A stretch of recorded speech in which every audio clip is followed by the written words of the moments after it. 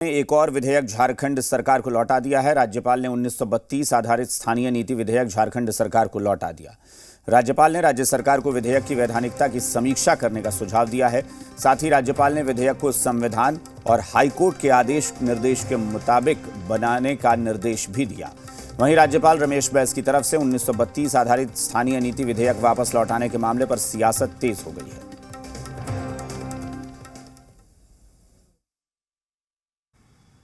झारखंड की महागठबंधन की सरकार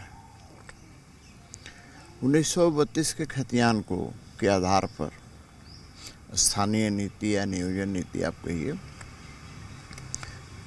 झारखंड विधानसभा से पारित कराने का काम किया और सभी के दल के लोगों ने उसे समर्थन दिया। यानी एक तरह से कहें तो सर्वसम्मति से पास हुआ। अब ये महामहिम राज्यपाल का पास भेजे। ये जूस और आइसक्रीम शॉप चलाते हैं और हर महीने 3 लाख तक कमाते हैं। आपको शुरू करना है, इनसे सीखना है तो फ्रीडम ऐप को अभी डाउनलोड कीजिए। इनकी मंशा थी कि महामहिम राज्यपाल इसको केंद्र के पास भेजे। आप यहीं पर इसको लागू कीजिए ना।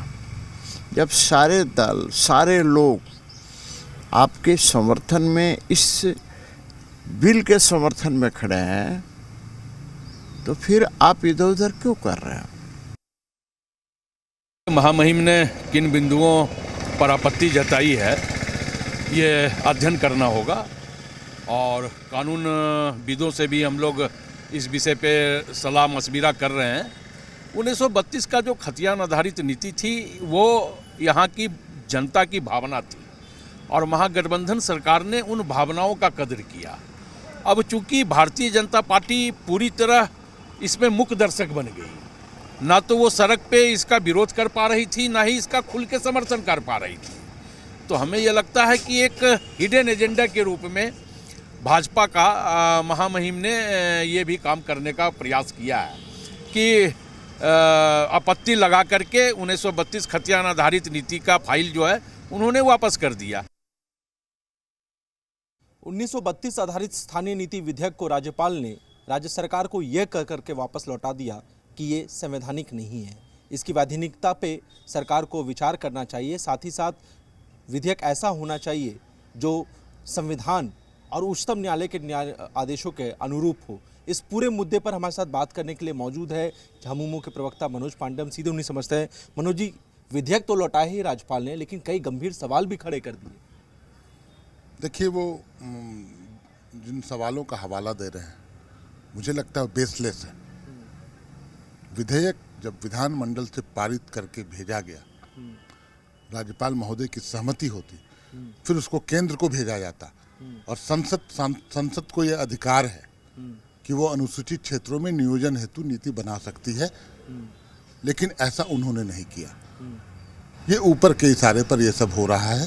संवैधानिक संस्थाओं को कैसे बंधक बनाया जाता है, इसका स्पष्ट उदाहरण देखने को मिलता है।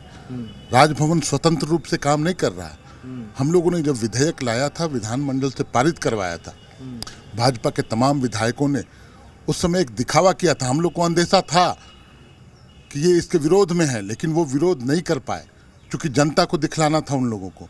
लेकिन उनकी जो मर्जी थी, उनकी जो मंशा थी, उसे उन्होंने राजभवन के मार्फत पूरा किया। ये झारखंड की जनता के विरोध में या उनके हितों के खिलाफ ये निर्णय है। 1932 के खतियान आधारित नियोजन नीति, स्थानीयता नीति, निश्चित रूप से ये राज्य सरकार माननीय हेमंत सोरेन जी प्रतिबद्ध है।